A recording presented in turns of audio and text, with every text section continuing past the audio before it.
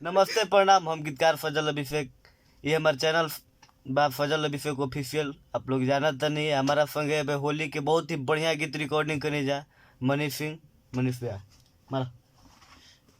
सबके नमस्कार प्रणाम। और हमने के आज बानी जा दिव्यांश स्टूडियो चनवा मोड़, और बहुत अच्छा मैंने काम होले जा सोनू भैया के मैंने अंतु भैया के माध्यम से, और पूरा ये करता धरता हमने के सोनू भैया बने, और बहुत अच्छा काम होला भैया के। बहुत ज़्यादा प्रोजेक्ट बाजल भी बा भैया के, सोनू भैया के काम कल। और वो सब चाहम कि पहले भाई के सजल अभिषेक ऑफिशियल चैनल के वो सब सब्सक्राइब करें, और भाई के बहुत ज़्यादा प्यार करें। और वो सब जरा भी कलाकार मैंने हमारा के जानत तारे 1% चाहे जे भी जुड़ल बाटे आके चनवा दिव्यांश स्टूडियो में अपन काम करावे सोनू भैया से। बहुत अच्छा काम होला।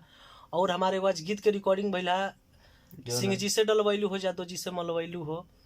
अब जल्दी बहुत जल्दी मनीष सिंह ऑफिशियल चैनल से वो सबके सुने के मिली। तो वो सब भाई पे असली प्यार बनैले रही। यहाँ के सोनू भैया बनारस वाले, यहाँ के जितना जल्दी गीत दे उतने जल्दी गीत रोल के सुने के मिली। बोल दे। नमस्ते प्रणाम, हर हर महादेव। आज बहुत ही सुंदर सजल अभिषेक जी के लिखल गीत और मनीष जी के बहुत ही सुरीला आवाज में रिकॉर्डिंग भइल है।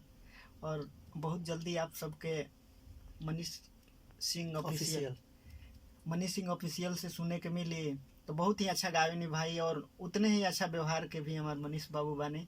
तो आप सबसे विनती बा, हमारा आग्रह बा कि जैसे हर कलाकार के आप लोग प्यार आशीर्वाद देवे नहीं, वैसे ही हमारा मनीष बाबू के प्यार आशीर्वाद दी सके। और हर गाना के मनीष जी के सुनी। जय जय भोजपुरी।